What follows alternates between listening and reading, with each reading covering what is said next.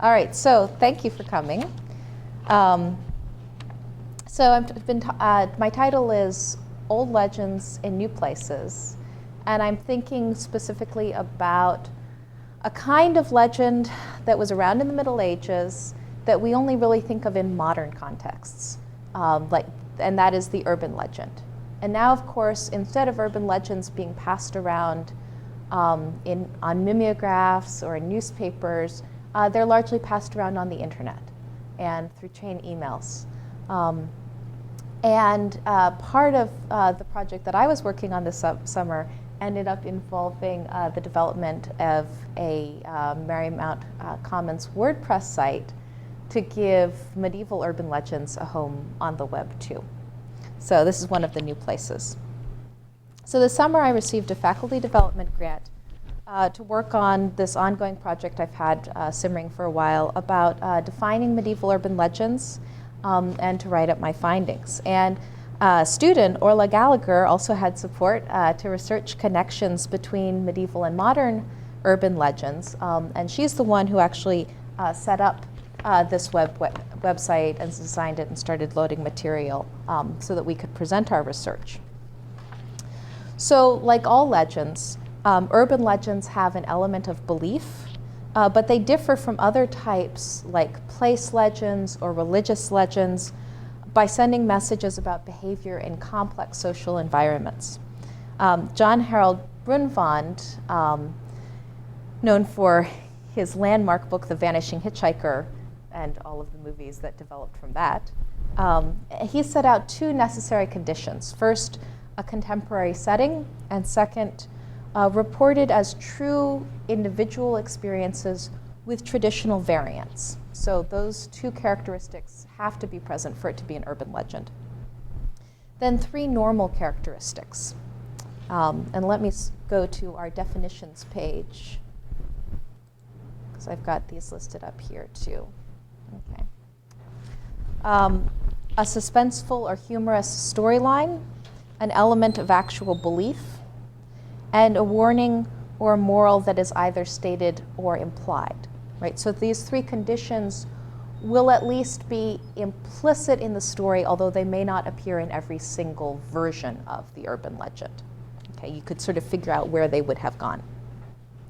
Urban legends usually begin with plausible, familiar elements so that readers or listeners can believe that they really could have happened, and in fact could happen again in the audience's own neighborhood. That plausibility of repetition adds force to the monitory nature of urban legends. Most urban legends are cautionary tales, indirectly warning people against certain behaviors by graphically dramatizing what could happen when someone acts unadvisedly. Whether it's the relatively minor mistake of leaving a car door unlocked, but the real mistake is being a young woman driving alone at night, or the horrible mistake of leaving a baby with a farcically incompetent babysitter.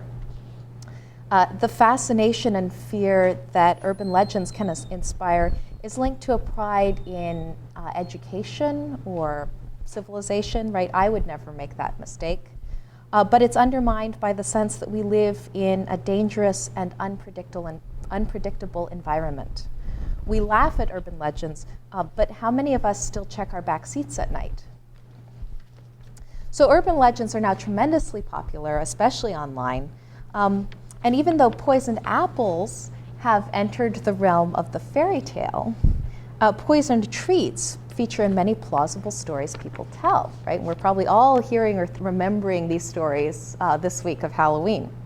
So stories about sharp objects being found in Halloween candy were especially prevalent in the 1970s and 80s, even though there are very few documented cases of candy tampering. These stories are still defended by people who remember reading a newspaper article or hearing about it from a local hospital on the news. More recently, about 5-6 years ago, stories circulated about drug dealers treating crystal meth to look like candy. These reports were taken seriously enough that Congress considered the Saving Kids from Dangerous Drugs Act in 2010 to protect children from strawberry quick, which never existed. So the candy professor, Dr. Samira Kawash from Rutgers, reported that chemists pointed out that trying to sweeten meth in this way would destroy its chemical structure. So despite its anti-evidentiary nature, though, this bill for the Saving Kids from Dangerous Drugs Act still passed the Senate, but not the House. So these legends expose concerns about the goodness of food, especially treats that are automatically suspect because of their sugary unhealthiness, indulgent decadence. Even more stressed are concerns about who exactly is offering the treat and what their motives are. Another version of the Halloween story is the child given an apple with a razor blade inside. And this story has been repeatedly and comprehensively debunked, but it still persists, right? This fruit is, the fruit itself is deceptively, proverbially healthy, right? An apple a day keeps the doctor away.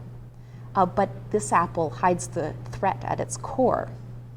The story of a tantalizing yet poisonous apple is best known to us as a motif in Snow White, best known to medieval audiences as the fruit that Eve picked in the Garden of Eden.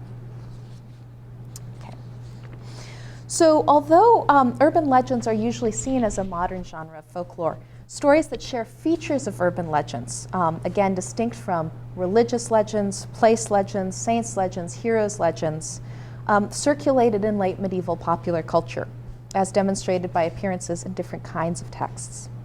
In fact, many stories in one particular collection I've been working with, the Book of the Knight of La Tour Landry, have analogues in modern urban legends. In the Middle Ages, again, these urban legends, right, this is partly why I'm confident in calling them urban legends, is that they also have this idea that the purpose is to send a message about behavior in complex and dangerous social environments. So they usually begin with plausible or familiar elements and then become a worst-case scenario that entertains and cautions about social dangers by performing the cultural anxieties. So an example of a poison apple story from the Middle Ages. There's a story from the Arthurian tradition, so this is the Romance tradition, that targets Guinevere as one of the intended victims in a plot that frames her for murder. So it appears that the wicked queen is the one offering the poison apple, but in fact it's all a frame-up. This involves the tragedy of a foreign visiting knight, Sir Patrice, dying from an apple intended for Sir Gawain, right? So someone tried to kill Sir Gawain by planting this poisoned apple in the fruit bowl, and it just misses its mark. And the difficulties Guinevere finds herself in as a result of the betrayal of her hospitality by a murderous member of her court. So the villain of the story doesn't explicitly intend to harm the queen, but the structure of the tale draws attention back to the implications of the poisoning as an attack on Guinevere and her power as Arthur's queen. In this story, Guinevere is unwitting, somewhat like Eve, rather than malicious, like Snow White's stepmother. But hers is still the hand that offers the dangerous treat, and she suffers the weight of blame and suspicion. We find out, though, that these suspicions are not new. The story attributes other causes of concern to her, other reasons why the knights have been suspecting Guinevere of being generally ill-disposed towards them, and that predisposes her to being assumed guilty. So the story is really about Guinevere's relationship with the knights and less about the death of a foreigner. In Mallory's version, the danger clearly comes from the knights themselves. Another knight, not an anonymous squire in some versions, kills Sir Patrice, and Mallory insists at several points that Sir Pianell launched his attack on Gawain, right, remember it keeps zigzagging back and forth, to avenge the killing of his cousin, Sir Lamorak of Gallus. Right, so we've got this tight social network where there's sort of a ricocheting chain of harm. And Guinevere, because she doesn't know how to protect herself, gets caught. A different version in the Book of the Knight of La Tour Landry, which is not a romance, it's a conduct manual. So it takes this basic story to reveal anxieties about a young woman alone at court. Not a queen, but a young lady in waiting. So this book was written in the late 14th century, moralizing anecdotes written for the instruction of the knight's daughters. And it quickly got interest in England.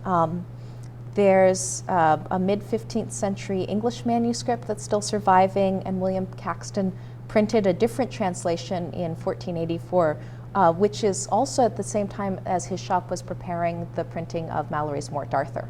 Right? So these stories were actually in the same printing shop at the same time. So in this story, the evil knight arranges the poisoning of a great lord's son precisely in order to destroy the lady in waiting. Right here, she's not just a convenient scapegoat. She's actually the target. And the reason is because the young lady had refused to satisfy the knight's foul delight. So he accuses her of another form of corruption, accepting pay from the Lord's enemies to give the poisoned apple to the child. And she's only saved from the country's fury by the intervention of Sir Patrides, sent through God's grace. So unlike Queen Guinevere, she's entirely unprotected until Patrides takes up her case. So there's no indication that the maid is foreign, right? And in fact, her access to the family circle of the Lord's court suggests that she's quite familiar, right? She's a member of that inner household, but she's tainted by the false knight's accusation that she had received great reward of the Lord's enemies to empoison his child. And in the English context, right, so this would resonate with an audience reading the English translations, under the statute of treason in 1352, the maid would be guilty not only of murder, but of 2 acts of treason as well. Okay, conspiring with the Lord's enemies and killing his son, right, who's in the line of inheritance. But Sir Patrides does intervene, fights to save her life, although he loses his own. And Geoffrey, the knight, ends with a moral of charity. And in this ensample, every man and woman ought to have pity and sorrow of the dis-ease of their friends and neighbors, and upon the poor creatures of God, right so as the knight had pity upon the maid, and to weep piteously as wept the good ladies after our Lord Jesus Christ. So my question was, why does Geoffrey de la Tour Landry direct this instruction specifically to his daughters? I think he sees devotion not only as praiseworthy in itself, but also as a protection against the envious accusations that can circulate within communities and families, especially against a young woman marrying into her husband's family. Like an urban legend, the tale warns about the plausible, though far-fetched attacks that might come while a young woman is responsible for the children of the next generation. So essentially, this young lady in waiting is a babysitter who's threatened by a child-murdering man, which in its modern form is called The Sitter and the Man Upstairs. But instead of the police revealing that the scary phone calls come from the upstairs extension of the phone, Sir Patrides reveals that the murderer has been hiding in the Lord's own court. Okay. So, I'm interested by the fact that Caxton was printing these 2 tale collections almost simultaneously, at least a century after these stories originally started circulating in manuscript form, and how both stories highlight cultural expectations about the power of hospitality and nurture, attributed in one version to a queen who struggles to stay in right relationship with her husband's knights, and in another form to a young woman charged with the care of her lord's son. So the assumed high level of social responsibility and influence makes the influential woman at court a target, even if her influence is, like the young ladies, restricted to the lords of the next generation.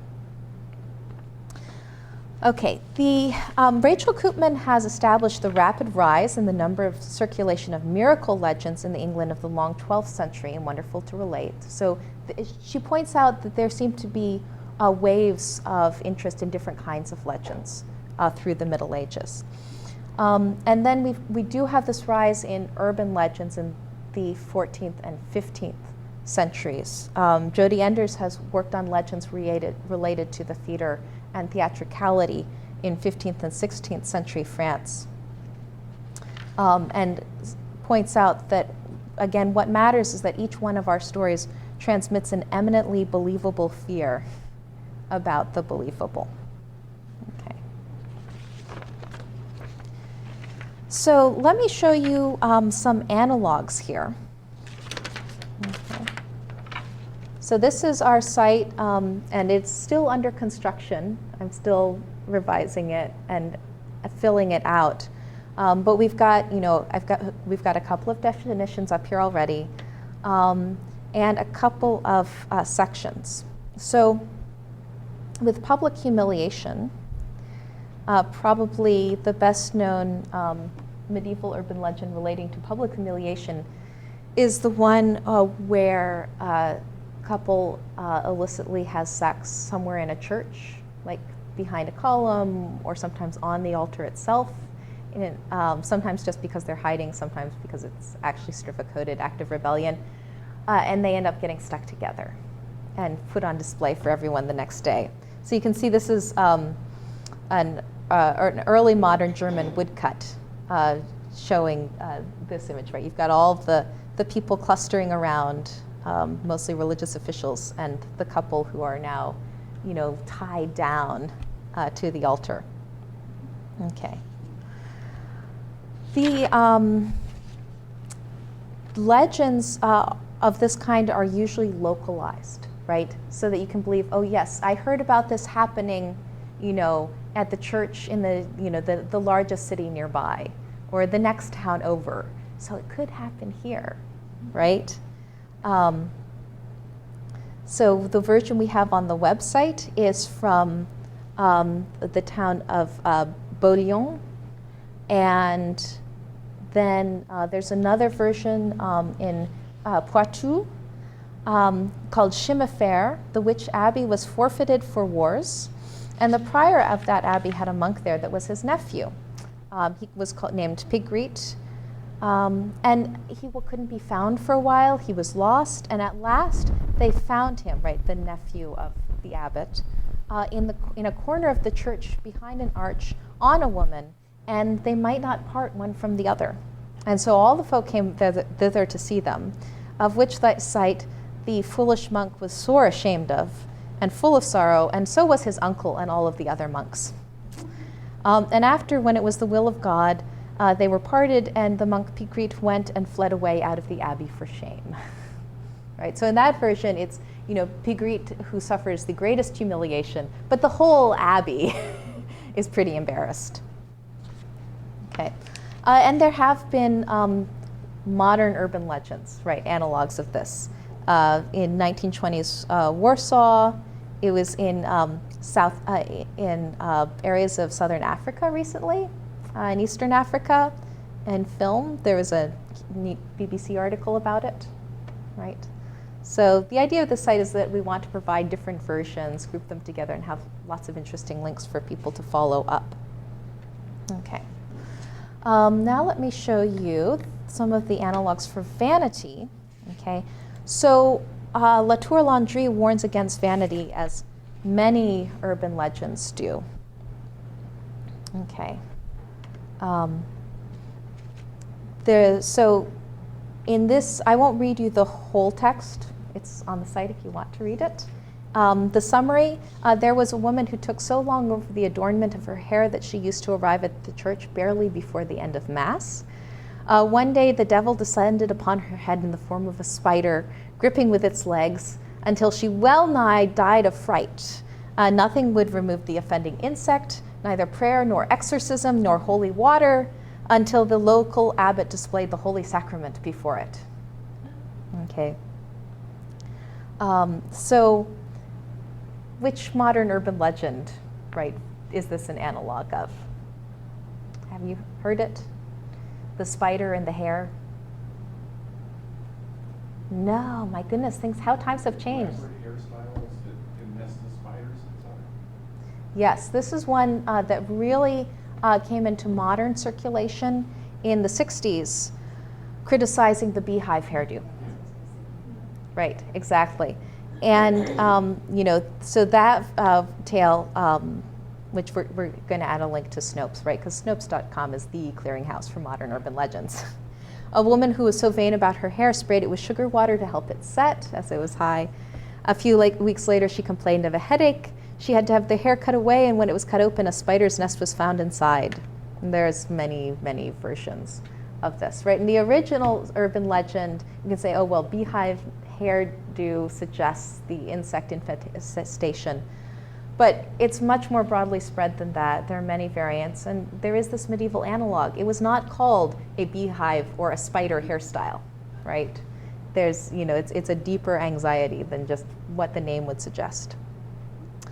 And now, I didn't know about this story, but I think this is really interesting. Orla found an urban legend that was passed around through email and social media, okay, about something terrible that happened to a 10-year-old girl who had braids. The little girl had been wearing her braids in a ponytail for the longest time, and apparently the braids were old, and the mother never took them down to wash them or let them air or anything.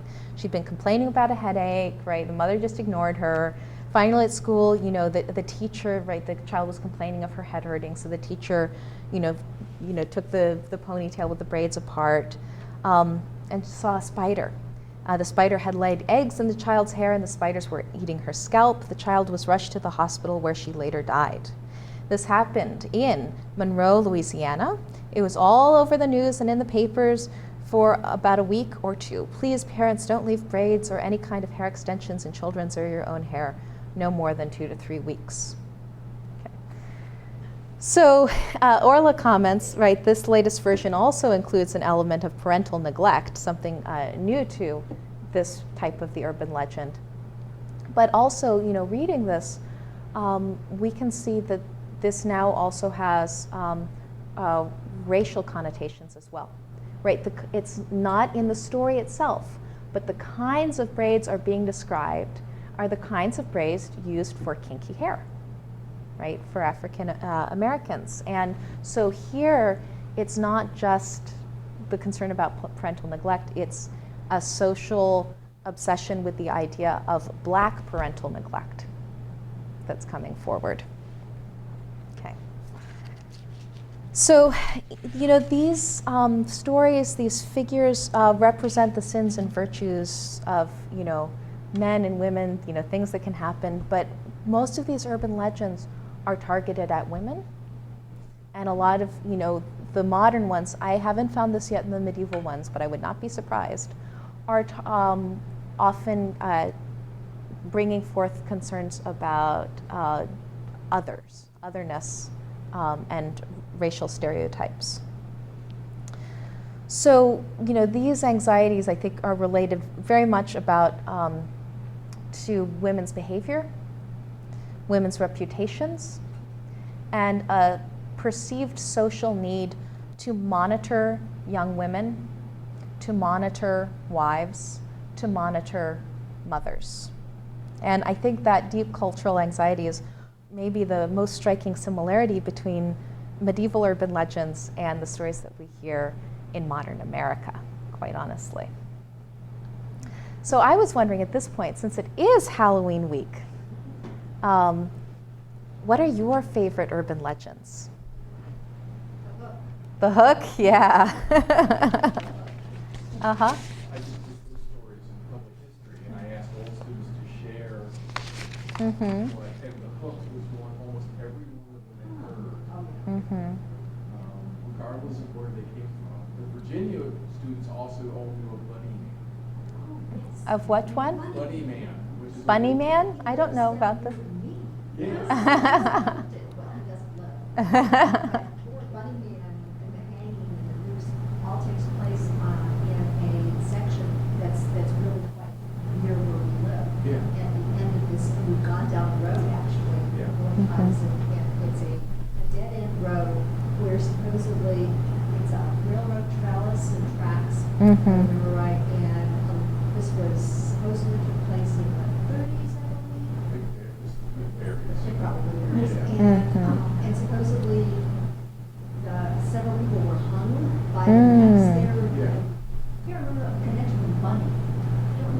student said he always heard the man lived on rabbits, and so you can tell he was there because he was always hanging rabbits from the bridge. And others said, people. Right. But we talk about legend trips when you go and look for these spooky sites. Yeah. It's very popular with adolescents. I did it in college.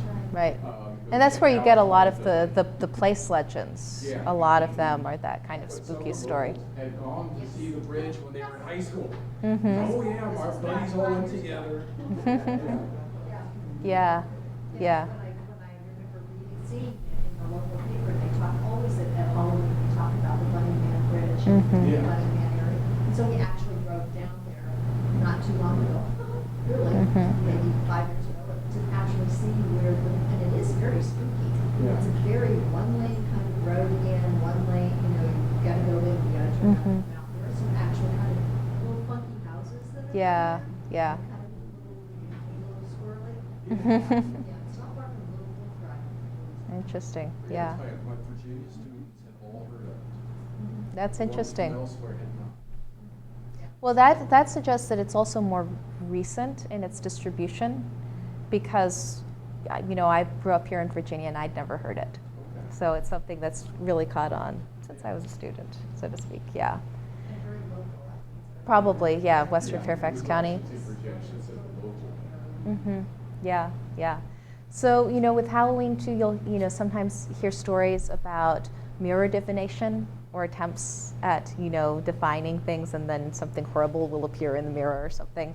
That also is a medieval trope. Some of these stories about vanity, there's one of the ones that we have here on the website, is about a woman, right, she takes so long to arrange her hair, before going to Mass. And finally, she's arranging her hair before the mirror, and behind her appears the devil, displaying his mirror. And so you can take a look. Again, that was a really, really popular trope. Kathleen Biddick's written a lot about it. So we've got that woodcut as well. So just remember, right, the poison, any stories that you hear about poison treats, probably urban legends. But, better safe than sorry.